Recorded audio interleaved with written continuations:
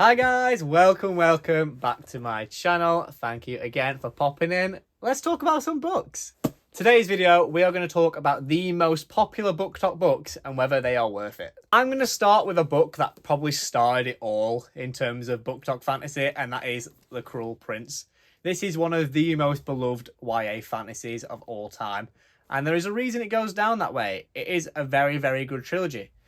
Again, Booktok loves this book. I honestly think when I first started looking at Booktoks, looking at reading more through Booktok a few years ago, The Cruel Prince was always up there. And again, it's still hyped up to this day. Everybody loves it. And there is reasons for that. However, I don't actually like the first book that much. I know that is sacrilege to say, but I wasn't the biggest fan of this book when I first read it. I feel like if you're starting your fantasy journey and wanting to get more into fantasy, this first book is perfect for you. But for someone who reads fantasy day in, day out, this book didn't quite deliver on that for me. It does feel like an introduction to the genre. What I will say is books 2 and 3 are a significant step up in terms of fantasy writing. They do make a really good trilogy, and if you can get past the first book of a bit, like I said, I'm not saying this book is bad by any means. It is a good book and you will enjoy it. It just wasn't amazing for me. I didn't get how it had so much hype until I read books 2 and 3. Yeah, it is good. If you want to start reading fantasy, I could not recommend Cruel Prince anymore. And if you want to give it a go and just seen everyone talk about it, but you read fantasy already, just know it. Just go in expecting that it's not going to blow you away, but it is going to be a really good story and you will fly through it and you will enjoy it. Then we have a book that has blown up on TikTok in the past year or so, and that is One Dark Window, The Shepherd King Geology. This book is hyped up in every single Booktok video you will see, and I include them in a lot of mine too because I really like this geology. It's very good. If you want to read more of a gothic fantasy that has unique magic systems, then Shepherd King Geology is one of the best out there. I know a lot of people stumble on this first book, and I can understand why. It can be a little bit slow at first, and what I will say, this is written for a duology. I think I've spoke about this in a previous video. This book is written as a duology, and you can tell.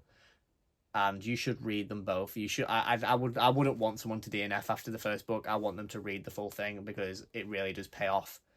That's what I will say. If you read this first one and went, nah, I'm gonna put it down, please pick it back up and read the second and finish the first, obviously, but read the second too because I do think you'll really love it. I have people who have done that exact thing and I'm trying to convince them to read the full thing. If you haven't read it before and you're wanting to start, then go in expecting a really great magic system. It uses cards as a magic system and very interesting. And just know, go in, you're going to read 2 books here and I guarantee you'll enjoy the payoff. It is really good. The characters have great arcs throughout the duology and the scenes with the nightmare are brilliant. What I am going to do is, before I cut off speaking about One Dark Window, I'll expand more on the nightmare element because I imagine this is something that will intrigue people to read it. The book starts with Elspeth Sindel, who has a nightmare living in her head. This nightmare is a creature living in her head, and it speaks to her, and it's very sassy and very dark too at times, and you'll really enjoy that character. The way they mentally speak to each other is really good, and it kept me engrossed in this book. I really like that element, and I think a lot of you will too. If you haven't read fantasy before, I think you'll enjoy it for its dark elements and how unique it is. And if you have read fantasy, I think you'll enjoy it because it's a very well-written fantasy. Then we have Caraval. I guarantee you've seen this book somewhere. Whether it's been in the works, in Asda, or people's Booktok pages, you will have seen Caraval and you will have no doubt heard about Caraval. This book combines trials, magic systems, magical worlds, all into one. And it creates for a good story. And it has a good trilogy to back it up. This book's premise is that it is a fake magic world. So if you want to go enter Caraval and play Caraval, you go into this unique magic system world where everyone is competing against each other to find a certain someone or a certain secret, and everyone's acting, everyone's playing characters, and you don't know who's playing characters, you don't know who's acting, you don't know who's real, and you don't know what storylines are real. You don't know if the things happening around you are real. Everything is there to mess with your head and make you wonder, is this part of the game or is this real? And that element is so, so intriguing and really well done. Again, I enjoyed books 2 and 3 more. This entire trilogy is about two sisters, and book 1 focuses on one sister mainly, from her POV. Books 2 and 3 go for both sisters, and I really enjoyed the both sister POV much more.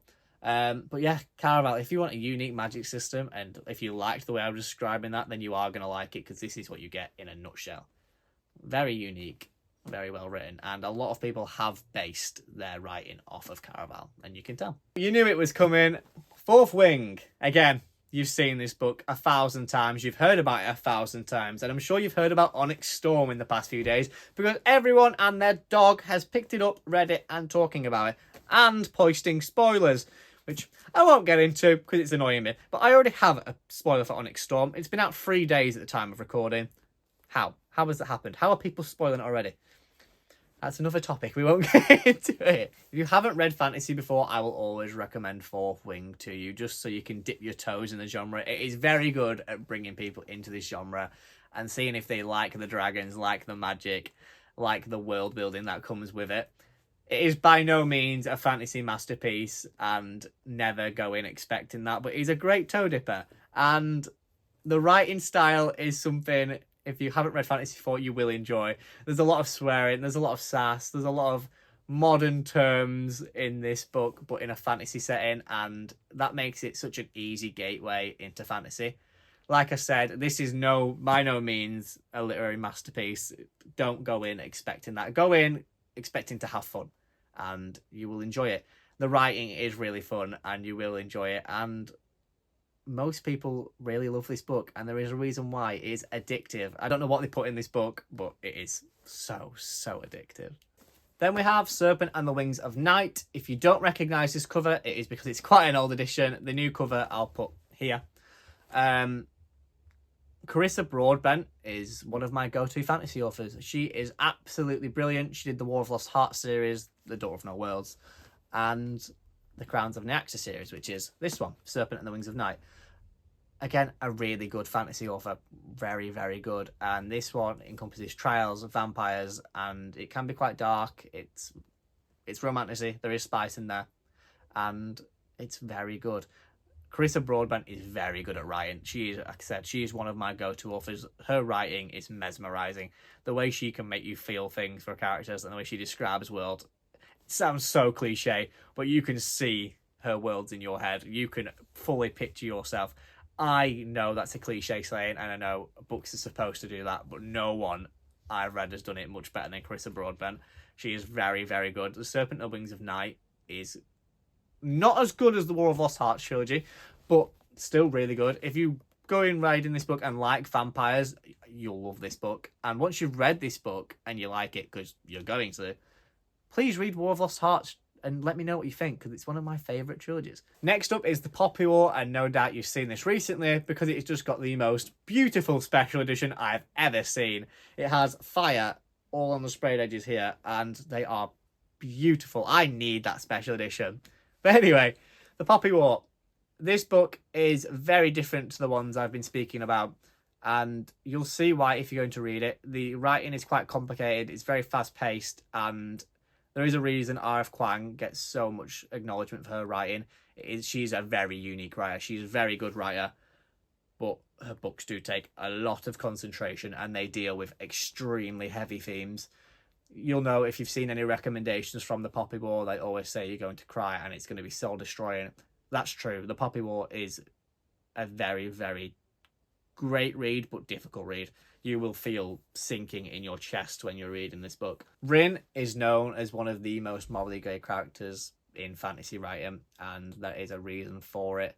I don't want to go into too much spoiler territory, but you see her really struggle with the morality of her actions, and you can see in the writing she's trying to justify these actions to you, the reader.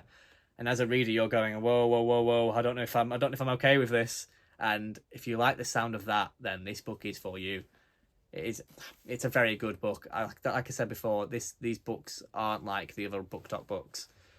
the writing is very different, and that may put you off as you're reading it, but you are going to get one of the best stories, and you are going to read one of the best literary authors out there at the moment. From one of the most well-regarded authors in the fantasy genre to an author who's come under a lot of criticism at the moment, we have Powerless by Lauren Roberts. Again, this book you will have seen in every single shop you've ever walked past, and every single bookstagram, every single Booktok, everyone and then Nan read Powerless. Lately it's come under a lot of controversy because of plagiarism and copying from other fantasy books. I don't want to talk too much about that in this video. I don't want to put too much of a damper on it, but I have seen themes from books I've read where it is very similar to this book. However, if you can get past that and you're okay with that and you just want to read it for a good story, then Powerless is a good story. Between the two main characters, you have a lot of banter, and that makes the writing very, very enjoyable. It's one of those books where you'll either be kicking or giggling your feet or laughing out loud at the two characters and how they interact with each other. This book currently has 3 in the series. The second book is a novella, which I really, really enjoy. It's one of my favourites. It made me cry a lot, and that one is very much a unique story to itself. If you're going to go read that, please don't skip Powerful, the novella, because it is very good. I know a lot of people have skipped it, and it is by far the worst mistake you can make, because it is one of my favourites. Again, I don't want to talk too much on this book because it is controversial, and I really don't want to encourage you to read this if you're not okay with everything that's going on with it. So make your mind up yourself whether you want to read this. Just know it is a good story. Finally, you guessed it, we have the Booktok book, A Court of Thorns and Roses, and the ACOTAR series. This book got so many people back into reading, and I see why. It's a very, very fun read. It's very addictive, and you explore so many different courts that are so well described and so well pictured, and the characters are just lovable. I know this book gets so much hype around it, and people negate that, but this book is great. This series is great, and if you haven't read fantasy before or haven't read much books before, then I will always recommend ACOTAR to you because I know you'll enjoy it. Anyone who's a seasoned fantasy and likes Brandon Sanderson, likes epic fantasy, has read a lot of fantasy, will probably not get on board with this as much, especially book 1, because, like I said, I'd say it's... If I was going to have a fantasy guide for beginners, ACOTAR would be on there, and I wouldn't put it on for someone who really, really loves the genre and very much likes epic and complicated fantasy. And this is becoming a theme. Book 1 is probably the worst of the series. Books 2 and 3 and 4 are so much better, and they are brilliant. Once you've invested in those characters and the inner circle, you are going to be so invested. You'll love them just as much as I do. That series from after book 1 is brilliant. It's so good. It's great. If you're reading this right now or have read this in the past and DNF'd it, what I will say is get to the last 100 pages. The last 100 pages of every Sarah J. Maas book are known to be absolutely incredible. And just get to them last 100 pages, familiarise yourself with the world, or just skim through it and then get to the last 100 pages, familiarise yourself with it, and then jump into books 2, 3 and 4, because I know from there you will love this series. You've just got to get past book 1, unfortunately. After you've read ACOTAR, and if you like Sarah J. Maas's writing, you should really try Throne of Glass. Throne of Glass is one of my favourite fantasy series of all time. It is an 8-book series, and her character development in those books are amazing. We have people from book 1 to book 8 that go through such progression, such arc, that is truly, truly unlike anything I've ever read before. They are so good. We have actions from, say, book 3 that have these massive effects that come down the line in book 8, and you don't really hear anything about it from books 4, 5, 6, 7 until book 8, and you go, oh my god, that's why it was in book 3. That was amazing. I loved that payoff. And if that sounds good to you, then the Throne of Glass series has so many of them, so many amazing characters, so many characters you'll fall in love with. Throne of Glass is brilliant. But read ACOTAR first. Make sure you like her writing, make sure you like the way you go with it, and yeah, go from there.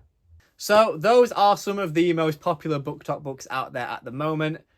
I know I've missed a few out, but if I had to pick every single popular Booktok book, we'd be here forever. But yeah, those are some of the most popular, and those are my opinion whether you should read them or not. Again, I like Booktok books.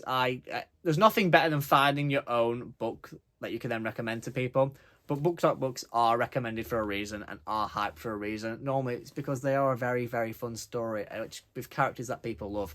So if you do see something recommended on Booktok, research it up a bit yourself. But normally I'd say just go for it and see if you like it, because there's a reason they're so loved. Anyway, guys, that is the end of the video. Thank you so much for watching, and let me know if you pick up any of these books and read them, or if you have read them, what did you think about them? Let me know in the comments down below.